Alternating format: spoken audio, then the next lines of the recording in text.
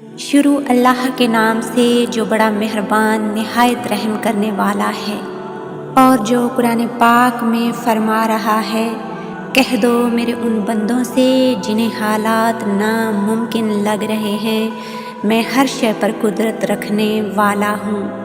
آج کی میری ویڈیو ان لوگوں کے لیے ہے جو لوگ کہتے ہیں کہ تہجد بھی پڑھ لی لیکن دعائیں پھر بھی قبول نہیں ہو رہی، جو لوگ مایوس ہو چکے ہیں، جو وسوسوں میں مبتلا ہو چکے ہیں۔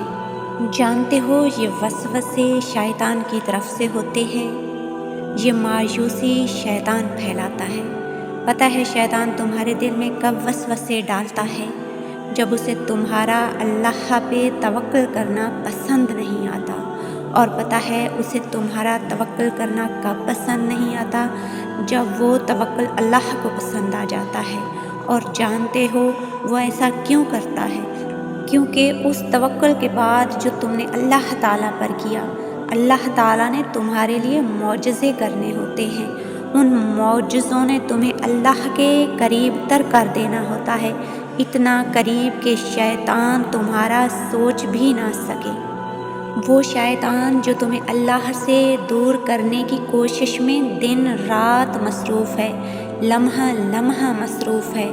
جب تم تہجد تک آ جاتے ہو تو شیطان ناکام ہو جاتا ہے، لیکن پھر بھی وہ اپنی کوشش نہیں چھوڑتا۔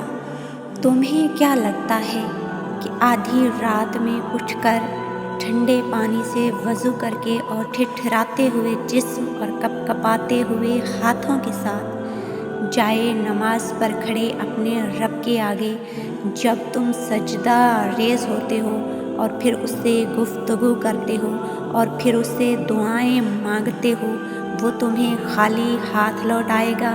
نہیں، کبھی بھی نہیں۔ وہ تمہارے اٹھے ہوئے ہاتھوں کی لاج ضرور رکھے گا۔ وہ بہتر سے نہیں بلکہ بہترین سے نوازے گا تمہیں۔ بس تم شیطان کے بہکاوے میں کبھی مت آنا، اپنے اندر کوئی وسوسہ مت پالنا۔ جب وہ تمہیں بہکانے کی دن رات کوشش کر سکتا ہے، تم انسان اللہ کو منانے کی کوشش نہیں کر سکتے؟ یقیناً کر سکتے ہو۔ وہ پاک رب جو تمہیں تہجد جیسی لاڈلی عبادت تک لے آیا ہے، تہجد جیسے عظیم معجزے تک لے آیا ہے، وہ پاک رب جانتا ہے کہ میرا یہ بندہ شیطان کو مات دے سکتا ہے۔ اسی لیے تو وہ پاک پروردگار تمہیں آزما رہا ہے، تمہارے انتظار کو طویل کر رہا ہے، تمہاری دعاؤں کی قبولیت میں دیر کر رہا ہے۔ یہ جو تم اللہ کی بارگاہ میں توکل کا سجدہ کر رہے ہو، یہ جو تم اللہ کی بارگاہ میں صبر کا سجدہ کر رہے ہو، یہ جو تم اللہ کی بارگاہ میں یقین کا سجدہ کر رہے ہو، امید کا سجدہ کر رہے ہو، یاد رکھو تمہارا رب کچھ بھی بھولنے والا نہیں۔ وہ تمہیں صبر کا اجر ضرور دے گا، پھر وہ تمہیں اتنا عطا کرے گا، اتنا عطا کرے گا کہ وہ تمہیں اس سجدے تک لے جائے گا جسے شکر کا سجدہ کہتے ہیں، جہاں تم اپنی ساری مرادیں پالو گے، جہاں تمہاری آنکھیں خوشی سے اشک بار ہوں گی اور تم رب کی بارگاہ میں نم آنکھوں سے سجدہ ریز ہو جاؤ گے۔ سوچو جس رب نے تمہیں اتنا بڑا شرف عطا کیا ہے، ملاقات کا شرف۔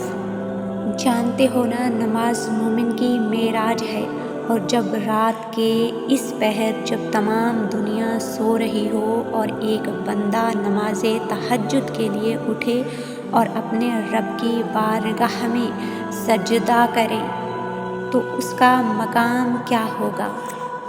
جب اللہ نے ملاقات کے لیے بلا لیا تمہیں اور تم اللہ کے روبرو ہو گئے، تم اپنا حال دل سنا رہے ہو اس پاک پروردگار کو، اور وہ پاک پروردگار تمہارا حال دل سن رہا ہے، تو جان لو تم اس وقت معراج پر ہوتے ہو۔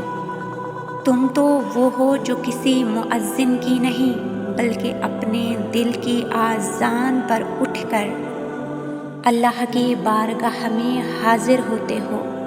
تم تو وہ ہو جو شیطان کو شکست دے کر اللہ کی بارگاہ میں حاضر ہوتے ہو، تو کیا تمہارا رب تمہیں کامیابیاں عطا نہیں کرے گا؟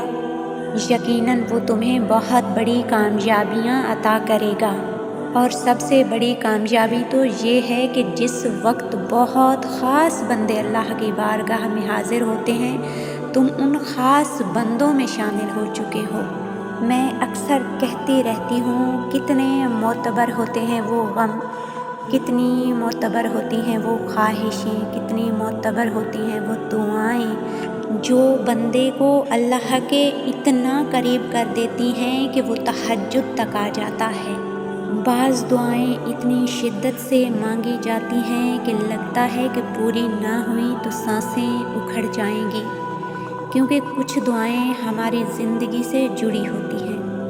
غم شدت پکڑ جائیں تو آنکھیں خود بخود آسمان کی جانب اٹھنے لگتی ہیں۔ تم یہاں ہو، یعنی تہجد تک آ گئے ہو، کیونکہ اللہ تمہیں یہاں لانا چاہتا تھا۔ جو تم نے کھویا ہے نا، وہ اللہ کی مصلحت کا حصہ تھا۔ تم اللہ سے اسے دوبارہ مانگ رہے ہو، کیونکہ اللہ نے تمہیں دعا کا راستہ دکھایا ہے اور تمہارا دل دعا کی جانب موڑ دیا ہے اور تمہیں تہجد تک لے آیا ہے۔ یہ سب اللہ کی مرضی سے ہوا ہے، تو پریشان کیوں ہو؟ ان دعاؤں کو معجزوں میں بدلنا اللہ کا کام ہے، تو تم صرف دعا کرو جو تمہارا کام ہے۔ اللہ کے کام کی فکر چھوڑ دو، کیونکہ وہ اپنے کام کرنا بخوبی جانتا ہے۔